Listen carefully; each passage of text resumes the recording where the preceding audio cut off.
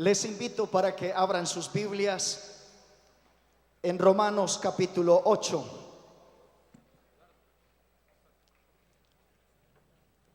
Epístola del apóstol San Pablo a los Romanos, el capítulo 8. Voy a leer los primeros 4 versos que están contenidos en este capítulo.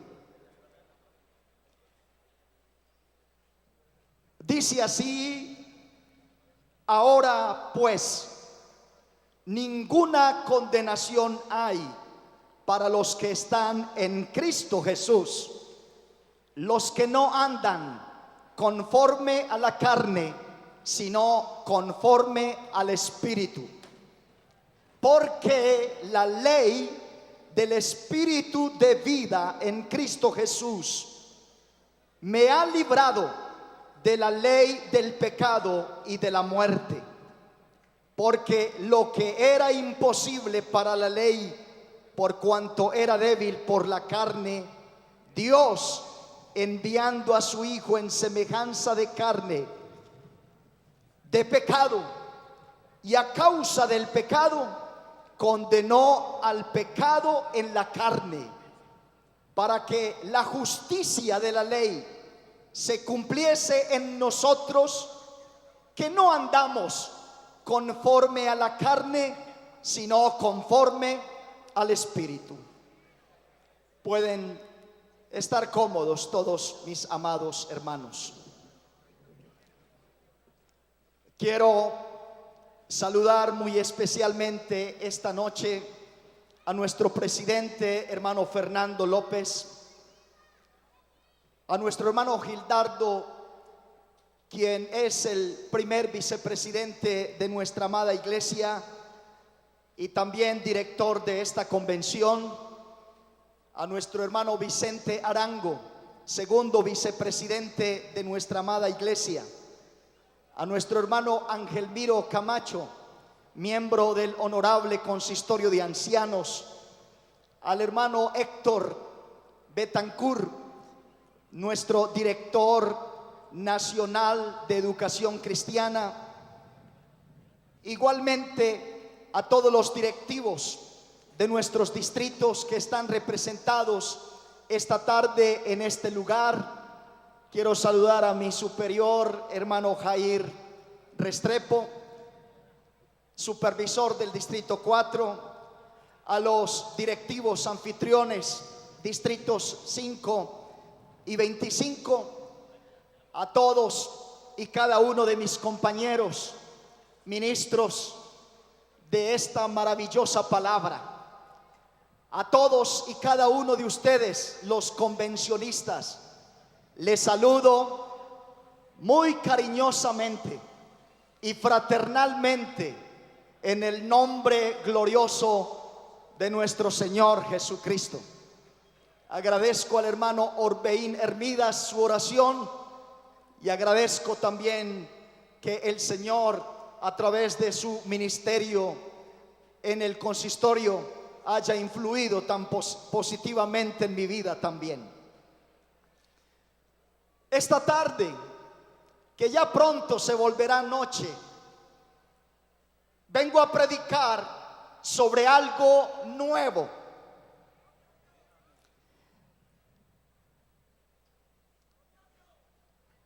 Al estilo de nuestro presidente, permítanme hacerle una pregunta: ¿a quiénes les gusta lo nuevo? Parece ser que a todos, o escuché más o menos a la mayoría, nos gusta lo nuevo. Nos gusta que hay un año nuevo, ¿verdad? Qué bueno cuando hay una casa nueva. Qué bueno cuando tenemos un computador nuevo, un celular nuevo, un carro nuevo, un vestido nuevo. A todos nos gusta lo nuevo. Es más, la palabra del Señor nos declara cosas que tienen que ver con lo nuevo. Y dice la palabra del Señor que por las misericordias de Jehová no hemos sido consumidos, porque nunca decayeron sus misericordias para con nosotros. Nuevas son cada mañana, y grande es su fidelidad. Y dice el apóstol Pablo: de modo que si alguno está en Cristo, nueva criatura es.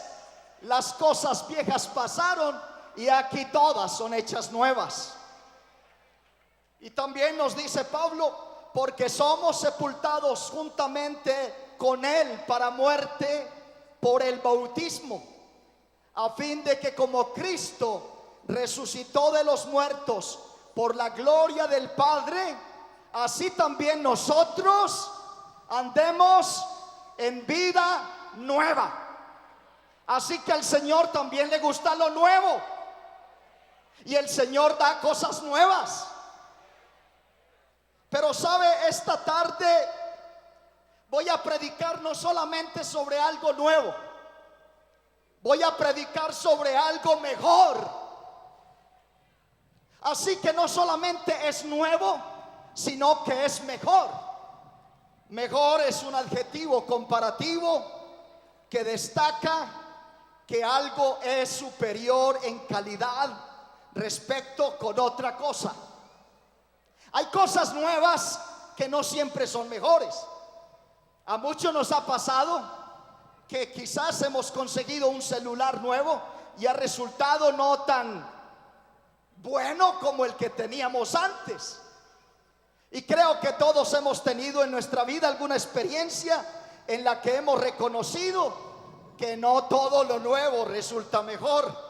Pero yo quiero decirles en esta tarde que he venido a anunciarles algo que es nuevo y mejor, y es el nuevo y mejor pacto que nos lleva a la dimensión del Espíritu.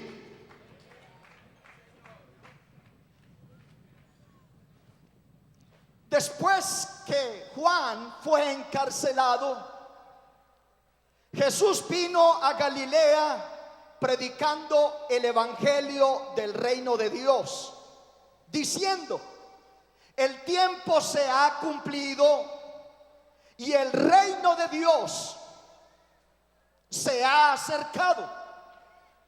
Arrepentíos y creed en el evangelio. Juan el Bautista fue el último profeta del Antiguo Testamento, y él predicó y él anunció que tras él venía uno más poderoso que él, al cual él no era digno, encorvado, de desatar la correa de su calzado. Él dijo que él era quien bautizaba en agua, pero había otro que venía tras él, que bautizaba con el Espíritu Santo. Ese profeta testificó que la ley por Moisés fue dada, pero él anuncia que la gracia y la verdad vienen por nuestro Señor Jesucristo. Así que hay un anuncio de buenas nuevas, hay unas buenas noticias de un reino, no de cualquier reino, del reino de Dios. El reino de Dios es la esfera en la cual Dios tiene el derecho a gobernar. Ese es el reino de Dios, donde Dios reina, donde sus designios son acatados, donde sus mandamientos son obedecidos. Dios siempre, desde el comienzo, ha querido establecer su reino en los hombres. Desde el mismo momento en que creó a Adán, Dios quería tener una perfecta comunión y un perfecto reinado en su vida.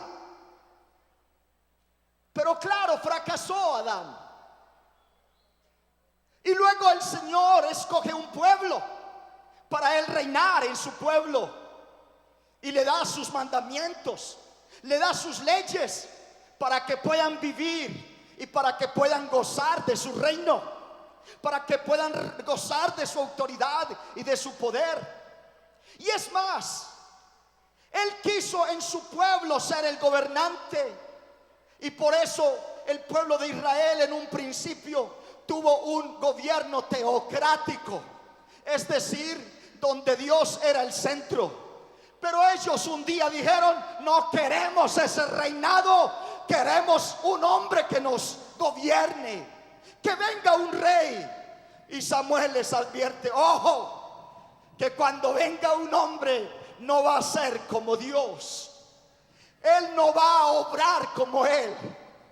Ese hombre va a cometer injusticias, va a cometer errores.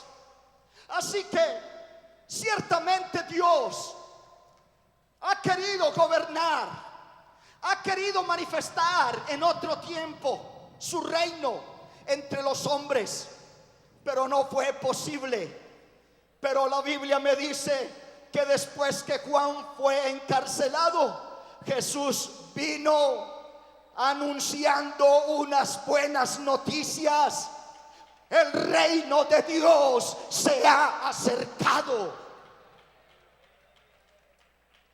Así que el reino de Dios comenzaría a sentirse en los corazones y vida de la gente en una forma mucho más poderosa que antes. Algo vendría a suceder en el corazón de los hombres que jamás hombre alguno hubiese podido sentir. De ahí que Pablo dice que el reino de Dios es justicia, produce una vida recta, produce una capacidad de obedecer mandamientos, produce una forma de vivir de acuerdo al modelo de Dios, a la autoridad de Dios, al gobierno de Dios. Por tanto, el reino de Dios es justicia, es paz y gozo por el Espíritu Santo.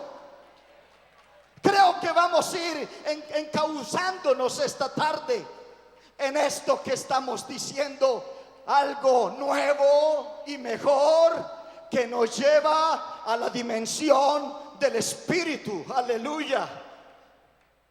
Pero dice, el tiempo se ha cumplido, el tiempo ya llegó la hora. Así que arrepentíos y creed en esa buena noticia. Jesús dice, entonces, por favor entiendan, llegó la hora del arrepentimiento, porque llegó la hora de la vida, porque llegó el momento en que las cosas van a funcionar mucho mejor de lo que hasta el momento han funcionado. Aleluya. Y eso es lo que encontramos aquí en la palabra del Señor. Entonces, dice la Biblia que los profetas que profetizaron de la gracia, ellos inquirieron y diligentemente indagaron acerca de esta salvación. El tiempo que había sido anunciado por los profetas en el pasado ha llegado a su cumplimiento. Ya no tenemos promesas, ahora tenemos una realidad. Ha llegado el momento de la salvación. Y por eso ellos escudriñado qué persona y qué tiempo indicaba el Espíritu de Cristo que estaba en ellos, el cual anunciaba de antemano los sufrimientos de Cristo y las glorias venideras. Jeremías el profeta dijo, he aquí que vienen días, dice Jehová, en los cuales haré nuevo pacto, no como el pacto que hice con sus padres el día que tomé su mano para sacarlos de la tierra de Egipto, porque ellos invalidaron mi pacto, invalidaron mi proclamación, invalidaron mi mensaje, aunque yo fui un marido para ellos, dice Jehová. El apóstol Pablo nos dice que Dios dio a conocer el misterio de su voluntad, de reunir. Esa era la voluntad de Dios, de reunir todas las cosas en Cristo, en la dispensación del cumplimiento de los tiempos. Cuando lleguen los tiempos, cuando llegue mi hora, voy a reunirlo todo. Y cuando vino el cumplimiento del tiempo, Dios envió a su Hijo, nacido de mujer y nacido bajo la ley, para que redimiese a los que estaban bajo la ley, a fin de que recibiésemos la adopción de hijos. Así, hermanos, con la venida de Jesucristo hay una poderosa proclamación que se inaugura, porque eso nuevo y mejor debe tener un personaje que lo inaugure, que venga a decir lo grande que es esto. Así que Él vino con una poderosa proclamación que inaugura un nuevo pacto. Así que bajo este nuevo pacto, Jesús moriría en lugar de los pecadores. Él es mediador de un nuevo pacto, para que, interviniendo muerte para la remisión de las transgresiones que había bajo el primer pacto, los llamados reciban la promesa de la herencia eterna. Y allá en la institución, en ese momento en que el Señor instituyó la cena, Él tomó la copa y, habiendo dado gracias, les dio también a los discípulos, diciendo: tomad, porque esto es mi sangre del nuevo pacto, que por muchos es derramada para la remisión de los pecados. Y el Juan el Bautista, después de haber dado testimonio de él, al otro día, cuando Jesús venía hacia él, él dijo: he aquí el Cordero de Dios que quita el pecado del mundo. Gloria al Señor. Aleluya. A diferencia de la sangre de animales, su sangre quitaría lo que impide que los hombres dejen reinar a Dios. Quitaría el pecado de todo aquel que pone su fe en Él.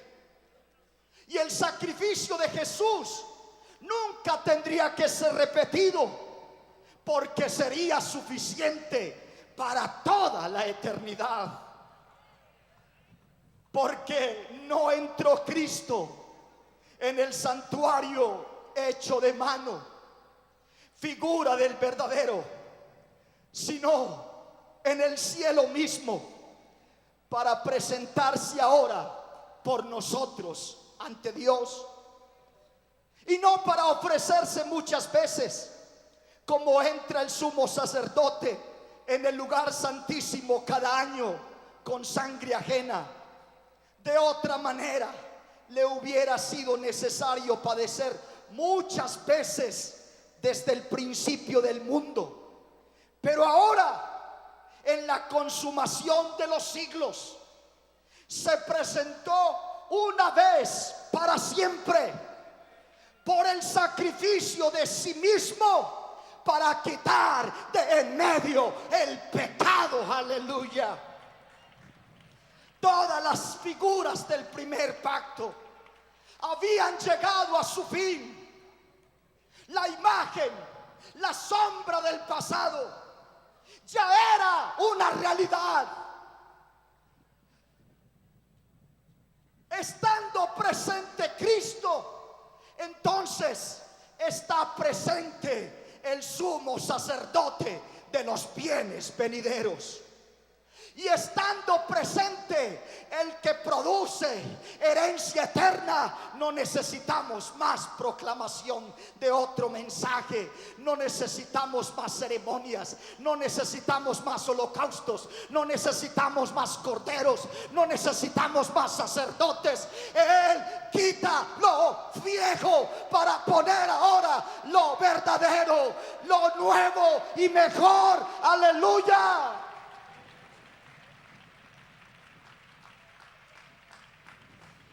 Es importante destacar unas diferencias en los pactos para ver por qué es mejor el nuevo pacto. El antiguo pacto se instituyó en el monte Sinaí, que ardía en fuego a la oscuridad, a las tinieblas y a la tempestad. Pero el nuevo pacto se instituyó en el monte de Sión, la ciudad del Dios vivo, Jerusalén la celestial, a la compañía de muchos millares de ángeles, y a Jesús, el mediador del mejor pacto, y a la sangre rociada que habla mejor que la de Abel. El antiguo pacto es representada por los sacerdotes de la ley de Moisés y sumos sacerdotes que descendían de Aarón. Pero el nuevo pacto, todos los creyentes son sacerdotes.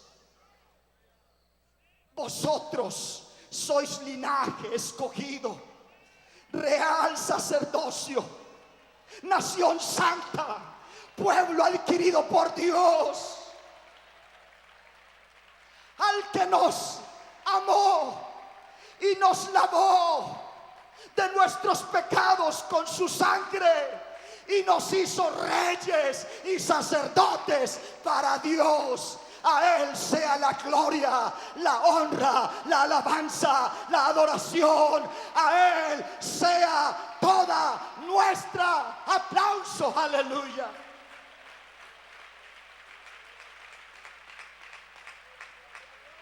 El antiguo pacto requería la repetición interminable de sacrificios imperfectos todos los días, frecuentemente, año por año.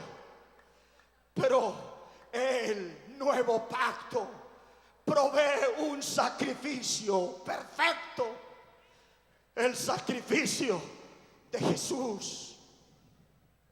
El antiguo pacto fue escrito en tablas de piedra, pero el nuevo pacto está escrito en los corazones. El antiguo pacto descubre el pecado para condenarlo. El nuevo pacto descubre el amor, la gracia y la misericordia de Dios para dar arrepentimiento, para dar perdón de pecados y vida eterna. Aleluya. El antiguo pacto, en sus efectos prácticos, termina en esclavitud, pero el nuevo pacto provee libertad, provee liberación, El antiguo pacto se limitó a los descendientes de Abraham, pero el nuevo pacto se extiende a todas las naciones y a todas las razas. Aleluya. El antiguo pacto tiene su límite y tiene su final, pero el nuevo pacto dura para siempre. Porque está fundado en el eterno, porque está fundado en el infinito, porque está fundado en el Dios que nunca muere. Por medio del nuevo pacto podemos ir directamente a Dios. No necesitamos mediadores. No necesitamos llevar una ofrenda. Podemos entrar con libertad. Así que, hermanos, teniendo libertad para entrar en el lugar santísimo por la sangre de Jesucristo, por el camino nuevo y vivo que el Señor nos abrió. Aleluya.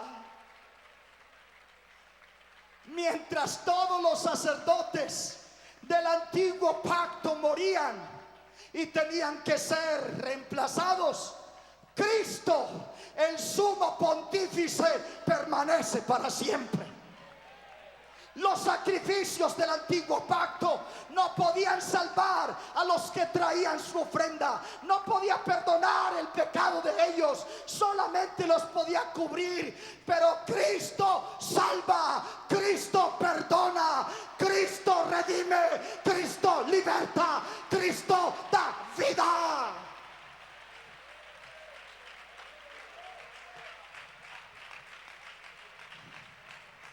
Pero el nuevo pacto tiene algo mejor, hermanos, aún.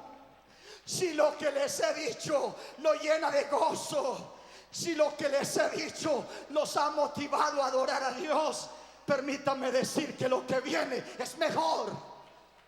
Aleluya.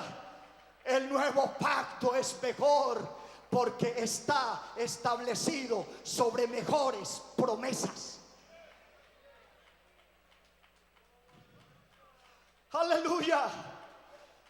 El nuevo pacto tiene algo mejor, y es que está establecido sobre mejores promesas.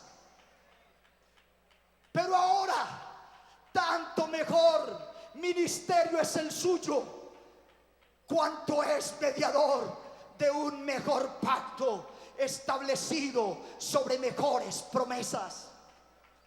Cuando Moisés tomó el libro en el pasado del pacto, lo leyó a oídos de todo el pueblo, y el pueblo dijo: haremos todas las cosas que Jehová ha dicho y obedeceremos. Ellos se sintieron seguros de ajustarse a los requisitos de Dios. Estaban confiados en su fuerza humana. Ni siquiera alguno del pueblo dijo: oh, pero si Dios nos ayudara a cumplir sus mandatos, si Dios nos ayudara a no ser idólatras, si Dios nos ayudara. Pero ninguno, no hubo solicitud divina de ayuda de parte de Dios. Y dice la Biblia que el resultado fue: no permanecieron en mi pacto y yo me desentendí de ellos, dice el Señor. La raíz del problema no radicaba en la ley que Dios había dado, porque la ley, a la verdad, es santa, y el mandamiento es santo, justo y bueno. El problema radicaba en la naturaleza humana. Engañoso es el corazón más que todas las cosas, y perverso. El problema residía exactamente en el hecho de que las personas a las que le fue dado era una naturaleza pecaminosa que hace imposible la perfecta obediencia de la voluntad de Dios. Pero ahora hay un mejor pacto con mejores promesas, debido a que las promesas no es del pueblo. Las promesas no son de los hombres. Las promesas no son de los débiles barros. Ahora las promesas son de Dios. Así que las promesas de Él son fieles y verdaderas y dignas de ser creídas. Y debido a que Dios las hizo, y debido a que Dios garantiza la obediencia exitosa por medio de su fuerza, entonces podemos decir que tenemos ahora unas mejores promesas. Y la Biblia me dice: por lo cual este es el pacto que haré. ¿Cuál es el pacto? ¿Qué prometes, Dios? ¿Qué prometes, Señor? Mire, yo les prometo que pondré mis leyes no en tablas de piedra. Les prometo que pondré mis leyes en la mente de ustedes. Pondré mis leyes sobre sus corazones. Sobre sus corazones las escribiré. Y yo seré para ustedes Dios. Y ustedes serán mis hijos.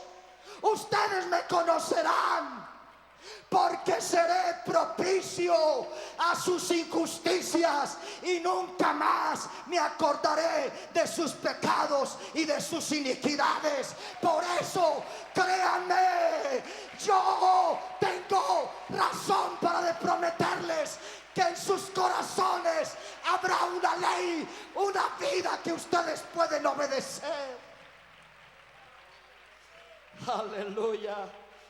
En lugar de que la gente tuviera que hacer, la promesa del nuevo pacto es Dios trabajando en el pecador para hacerlo perfecto en toda buena obra. Es Dios trabajando en el pecador. Es Dios trabajando en el creyente. No es mi esfuerzo, no es mi capacidad, no es mi habilidad. Es el Dios eterno y poderoso que puede trabajar en mi vida, el que puede hacer posible que yo sea un obediente a sus designios, un obediente a sus mandamientos, un obediente a su palabra.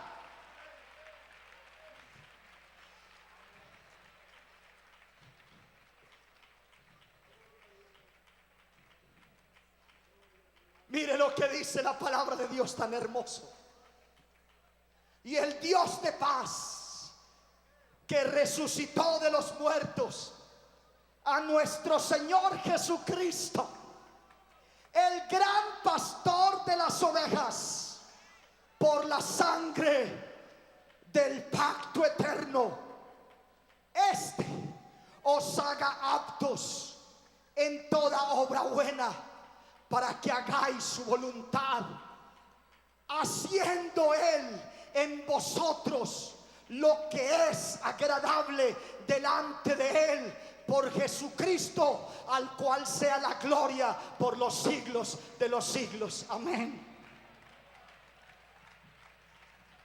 Así que la obediencia es posible porque Dios redacta su palabra con su Espíritu Santo en los corazones nuestros, por la regeneración espiritual, es decir, porque Dios imparte su vida, es que su mente y es que su corazón pueden ser transformados. Dios ha impartido vida a todos los que hemos venido a Él y nos hemos hecho bautizar en su glorioso nombre. Cristo realmente está en la vida del creyente e imparte su propio poder de obediencia. Es su poder de obediencia el que me lleva a obedecer. Y todas las cosas, dice Pedro, que pertenecen a la vida y a la piedad, nos han sido dadas mediante su divino poder. Así que todas las cosas, aleluya, que hacen posible que podamos vivir en santidad, es porque el Señor nos ha hecho partícipes de su naturaleza divina. Si nosotros no somos divinos, no podemos hacer las cosas que a Dios agradan, no podemos obedecerlo. Pero Él pone su naturaleza, pone su naturaleza, pone su naturaleza, pone su vida en nuestra vida. Aleluya.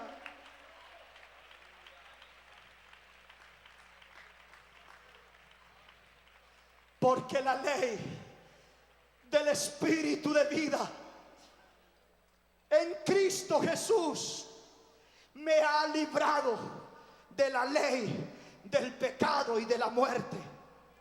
Porque lo que era imposible para la ley, por cuanto era débil por la carne, era demasiado poder. Es demasiadas cosas grandiosas para ponerlos en alguien tan débil, en alguien tan frágil, en vasos de barro tan quebrables.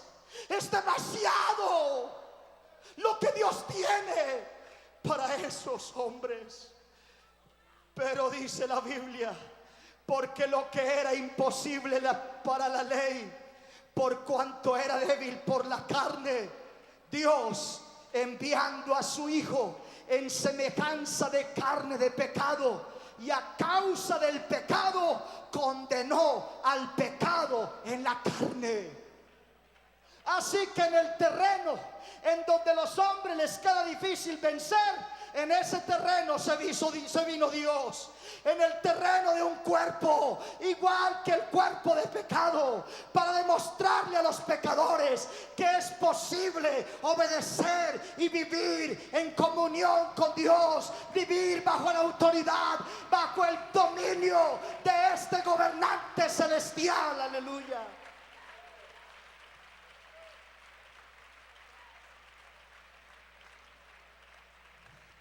Así que Pablo dice, ya no soy un miserable, aleluya, porque yo solo viviendo de acuerdo a mi propia naturaleza, es un miserable. Cada vez que trato de hacer lo bueno, aunque lo quiero, no lo puedo. Me traiciona la ley que hay en mi vida, que se llama mi naturaleza pecaminosa. Me traiciona y me tumba. Pero ya no soy un miserable. Ahora la ley de Dios, ahora el poder de Dios está sobre mí. Yo soy rico. Yo soy rico.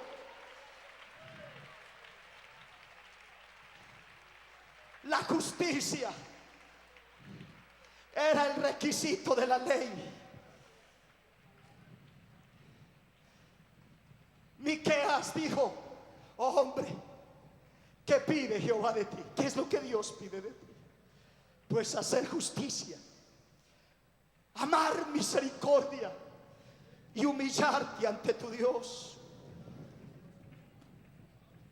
Esta vida sin pecado de Jesús en la carne es el requisito de la ley que puede ser cumplido en nosotros. Y por eso la Biblia dice, por lo cual, entrando en el mundo, ese Dios entró al mundo.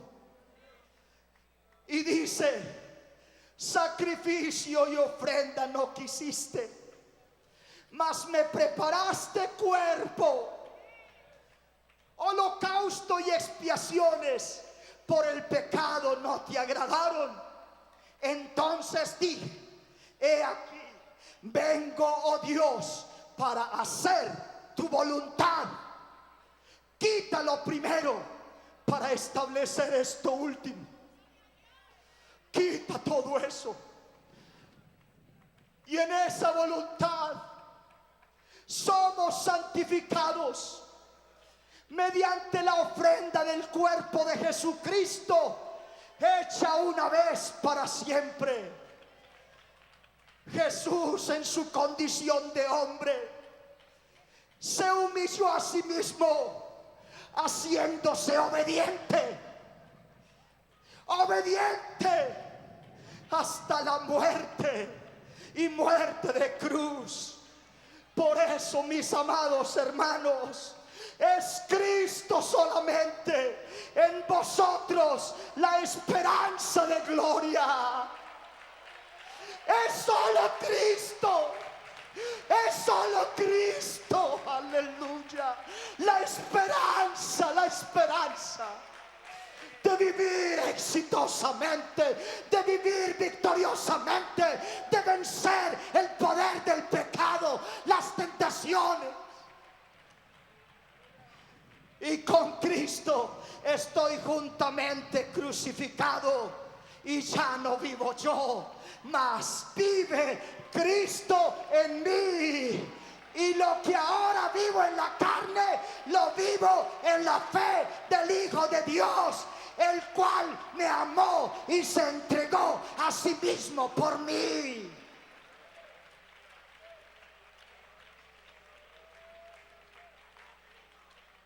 Escucha, mi hermano, los principios espirituales que estaban grabados en las tablas de piedra reflejaban el carácter de Dios, y ese es la base de su gobierno, es la base de su reinado. Así que la diferencia no está en la ley, sino en el ministerio de la ley.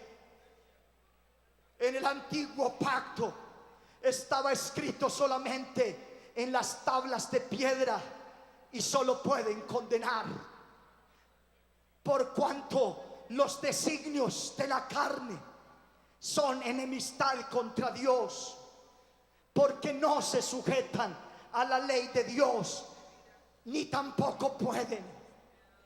Pero recibida la ley, no en tablas de piedra, sino en el corazón, entonces se vuelven no una condenación, se vuelven una delicia, se vuelven una cosa de gozo, se vuelven algo maravilloso en nuestras vidas. Pues este es el amor a Dios, que guardemos sus mandamientos, y sus mandamientos no son gravosos, ya sus mandamientos no son una carga. Y el salmista dijo: el hacer tu voluntad, Dios mío, me ha agradado, y tu ley me ha agradado. Es una delicia obedecerte, porque tu ley está en mi corazón. Cuando un creyente vive solo de esfuerzos humanos, cuando un creyente vive solo pensando que con sus capacidades puede ser un fiel hijo de Dios, está perdiendo su tiempo.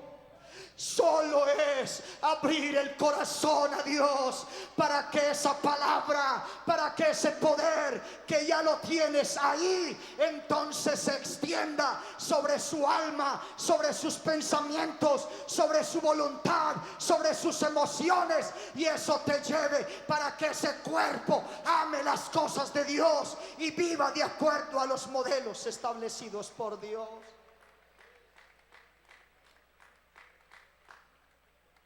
Gloria al Señor. Ezequiel había anunciado ya, él ya lo había dicho: yo les voy a dar un corazón nuevo. Eso es lo que Dios promete, dar corazón nuevo, un espíritu nuevo. Quitaré de vuestra carne el corazón de piedra, y os daré un corazón de carne. Y cuando Él cambie ese corazón, pondré dentro de vosotros mi espíritu, y haré que andéis en mis estatutos y guardéis mis preceptos y los pongáis por obra. Cuando mi espíritu esté dentro de ustedes, dentro de un corazón regenerado, entonces ustedes iban a ser obedientes, ustedes ustedes iban a dejar que yo domine sus vidas.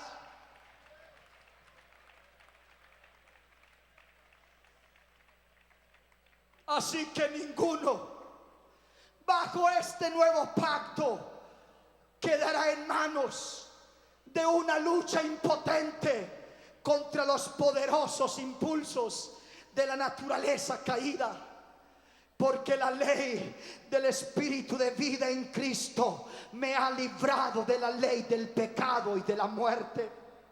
Al pasar el control de nuestra vida al Espíritu Santo, se puede tener la capacidad de obedecer los mandamientos de Dios.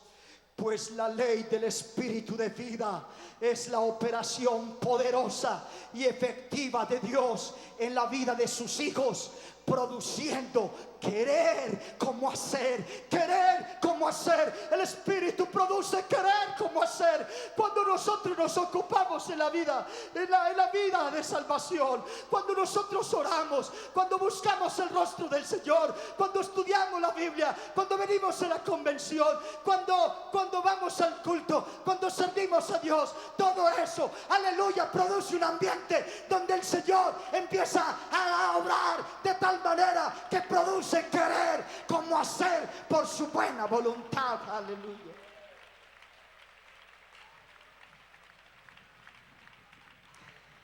Mientras que la ley del pecado produce muerte, la ley del Espíritu produce vida.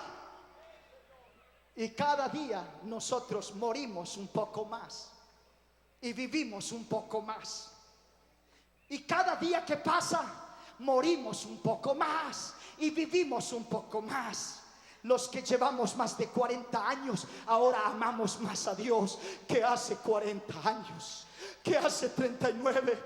Ahora los que están aquí, ustedes los pueden ver, es gente que sabe que no pueden vivir sin el poder de Dios, que no podemos hacer nada si Él no está en nosotros, si Él no opera en nosotros.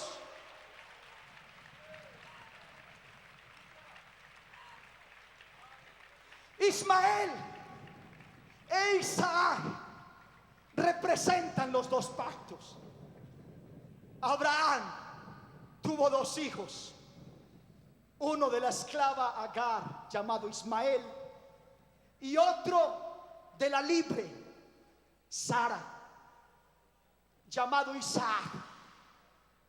Dios había prometido a Abraham un hijo de su esposa. Tenía 90 años y Sara sabía que su vientre estaba muerto. Había sobrepasado la edad en la cual era posible tener un hijo, y además de eso estaba estéril. Así que Sara le sugirió a Abraham tomar a Agar. Parecía ser la única manera de rescatar a Dios de una promesa imposible. Señor, es que tú lo que dices es imposible, así que te vamos a ayudar, te vamos a salvar del problema. Dios, te salvaremos. Así que la Biblia dice que Abraham trató de solucionar en la carne y de acuerdo con el esfuerzo humano el problema o la promesa. Así que no hubo dependencia del poder divino. Y la Biblia me dice que Dios nunca reconoció a Ismael como la simiente prometida. Cuando Isaac nació, fue un milagro. Dios realmente creó una nueva vida en un vientre biológicamente estéril. Las imposibilidades físicas se dieron al poder sobrenatural y creador de Dios. Isaac representa perfectamente el principio de la relación del nuevo pacto basado en la regeneración. Una nueva experiencia de parto la cual engendra la vida del Hijo de Dios en todos los que creen. Hay una nueva experiencia de vida. Y Pablo dice, mire, oh Gálatas, yo sufro dolores de parto hasta que Cristo sea formado en vosotros. Aquí está diciéndonos el Espíritu Santo esta noche. Yo quiero que ustedes se parezcan a mí. Déjense formar, déjense crear, dejen que mi vida crezca en ustedes. Dejen que yo me forme en ustedes para que ustedes puedan ser como yo. La matriz natural, física de Sara era totalmente incapaz de producir algún fruto. De la misma manera, el cuerpo natural, carnal y la mente de un pecador no puede dar a luz el fruto de la obediencia. Cuando Dios usó su poder para crear una vida nueva dentro de Sara, sucedió lo imposible y dio a luz un hijo. Y cuando Dios usa su poder para crear una nueva vida en el alma, lo imposible sucede otra vez. Un ser pecador, un vil hombre, se convierte en un hombre espiritual y se vuelve un hombre obediente de su palabra, obediente de sus mandamientos. Isaac no fue engendrado según la carne, sino conforme al Espíritu. Así que todo intento de obedecer sobre la base del viejo pacto del esfuerzo humano producirá solo hijos de esclavitud.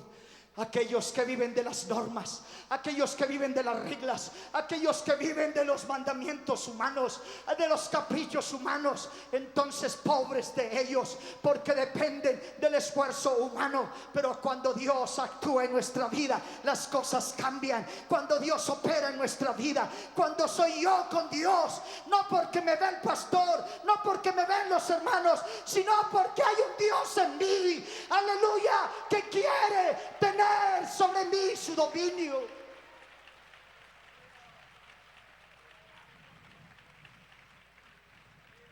Hermanos, el Espíritu Santo es poderoso para libertar del poder del pecado.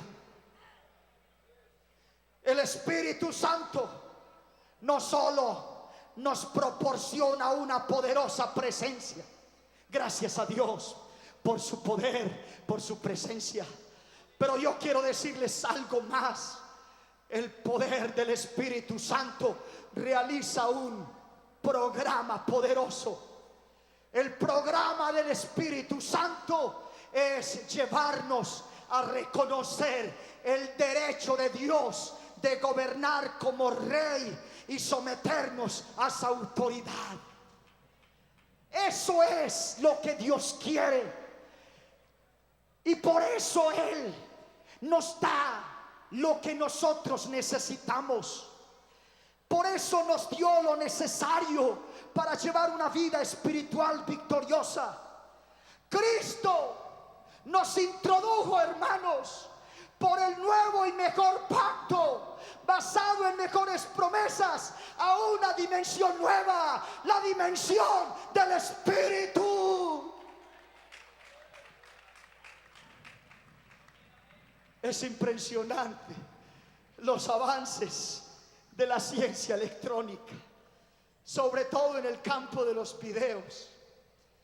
Los juegos que se pueden adquirir hoy en día son asombrosos, porque a través de la realidad virtual se le hace sentir que está dentro de un auto de carreras, o está en una batalla, o está en donde sea, pero en realidad no lo está.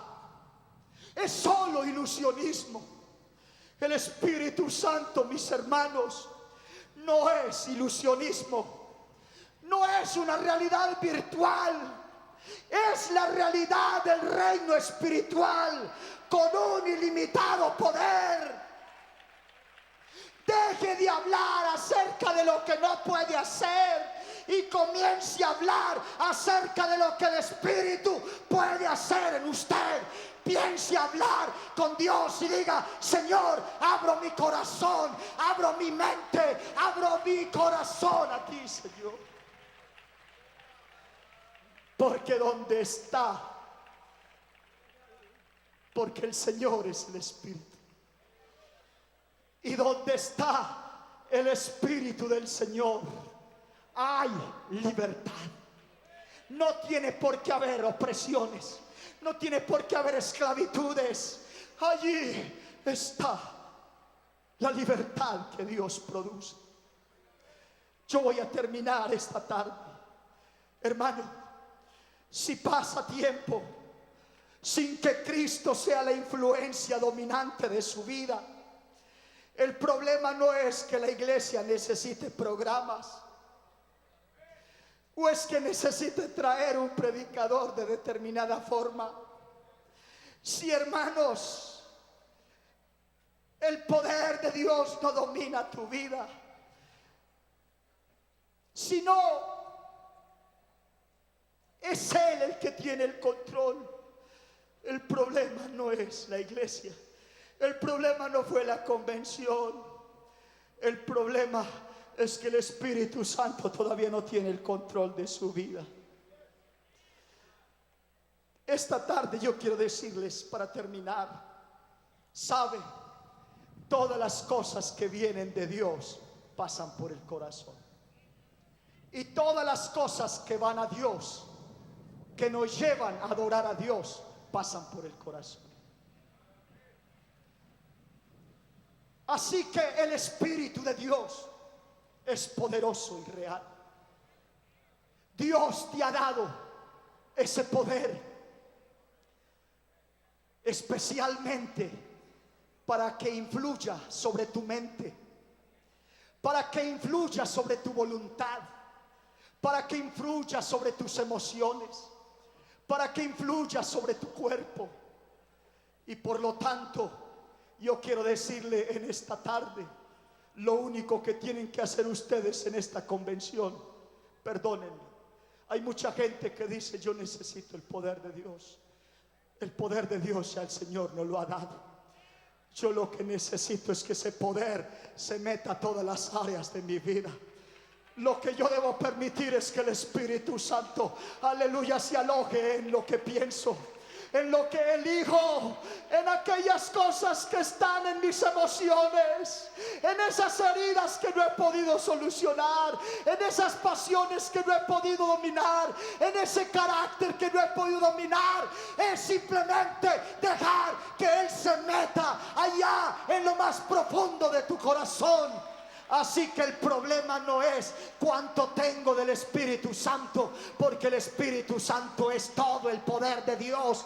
Lo que necesitas saber esta tarde es cuánto tiene el Espíritu Santo de ustedes, cuánto tiene el Espíritu Santo de su vida, cuánto tiene Él, porque lo que tenga Él es lo que representa el carácter de Cristo en su vida. Esta noche y esta convención deberá servirnos para abrir el corazón al Dios Todopoderoso, al Espíritu Santo, para que cambie, para que transforme, para que nos forme en otro hombre, para que nos forme y mate en nosotros más de lo que haya que matar, y darnos vida en lo que tiene que darnos vida.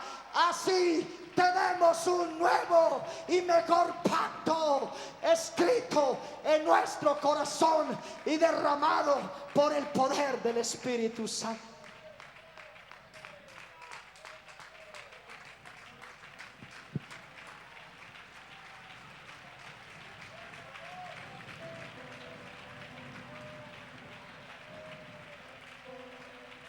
Colóquese en pie y ese aplauso al Señor.